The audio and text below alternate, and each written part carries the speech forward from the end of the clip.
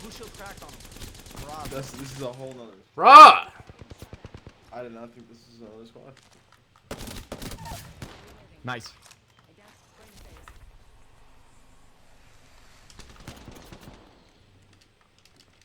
You played him? One's behind you. Save me, I don't have a shield. Behind you. Last one. Wraith. She's going in for the right side. She's on. She's just like right here. Now she's pushing you.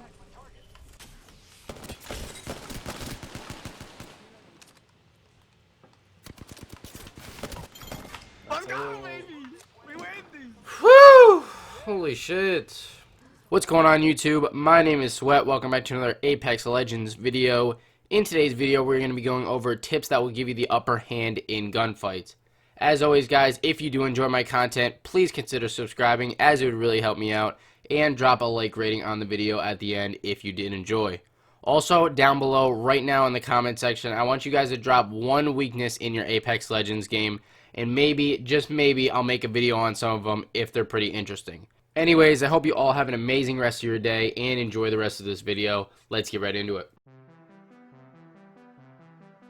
Tip number one is going to be to breathe and stop being so tense, alright? Tell me if you've ever been in this situation before, right? Final two people. Your teammates are dead and you're the last hope on your team. It's a 1v1 or maybe a 1v2 if you're cracked enough, right? You're so nervous that you're sweating profusely and your pits and forehead are covered because you don't want to let your team down, and then suddenly, bam, you miss a whole clip of your R99 and get lasered by the other guy. Now you don't get Pizza Hut after the game because you let your whole team down. Guys, it's really not that serious. You guys need to calm down when you're in the game. Like I've said in previous videos, the more you do something, the more comfortable you're going to be with it. Just get yourself a good gaming chair, right? Sit up straight and take a deep breath. And remember, it's only a video game. You're going to get better with time, so just relax.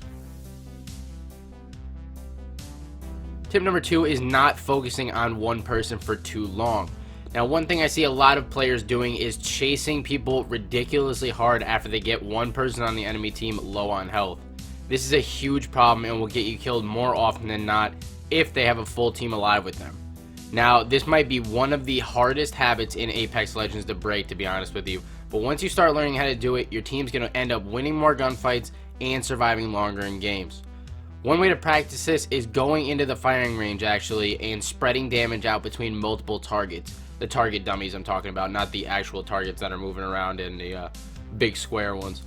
And another thing to add to this tip is not to put all your efforts into thirsting your enemy, and instead help your team get the last two remaining people that are up.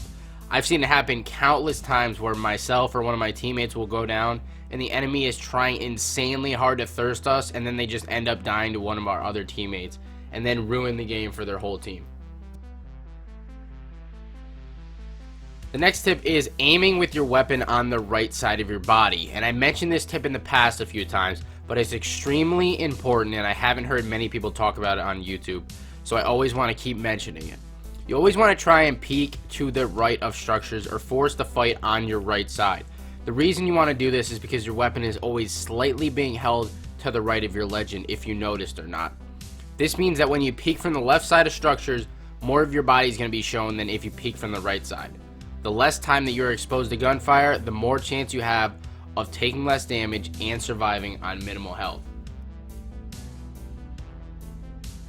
Tip number four is using weapons that you're comfortable with. Now, this one's pretty simple. If you don't like certain weapons, then don't use them. Obviously, if you're better with the 301 than the flatline, then you would take the 301.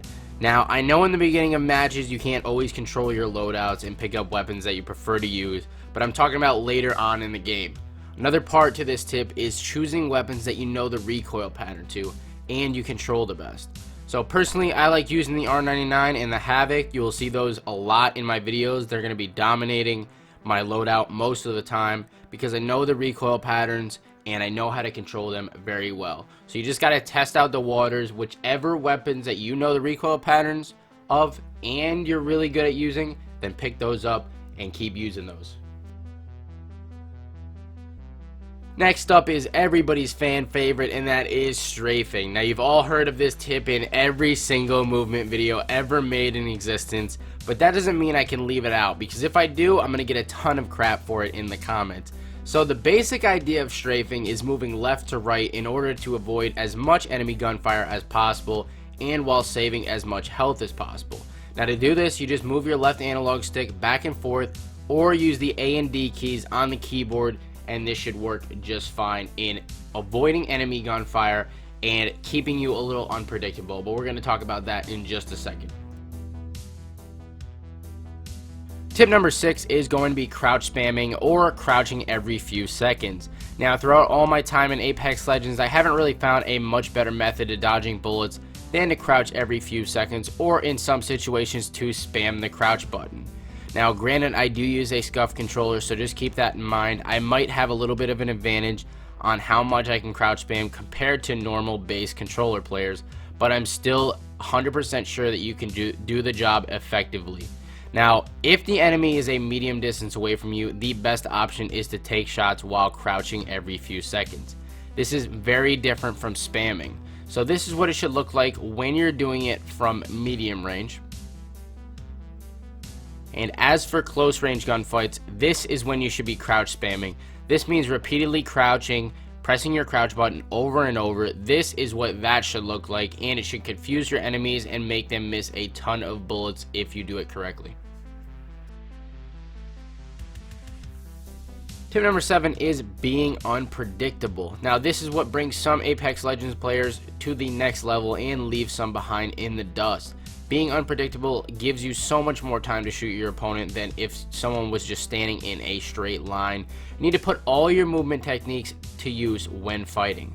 Like, first, I just mentioned strafing back and forth, mixing a few crouches and maybe a few slides here and there should do the trick in throwing off your opponent and giving you the upper hand in the gunfight. One little bonus tip for you all is to warm up and get cracked, as I like to say. Now, this could just be me, but there's a certain window of time where I significantly play better than the rest, and that's usually 3 to 4 hours in to my actual playing time online in online matches. Now, that's when I consider myself fully warmed up. Of course, you can go into the firing range for however long and warm up, but don't get discouraged if you end up dying right when you start joining online lobbies or ranked lobbies for the night. Just keep on joining them, and eventually your aim and decision making should catch on and you will start destroying kids.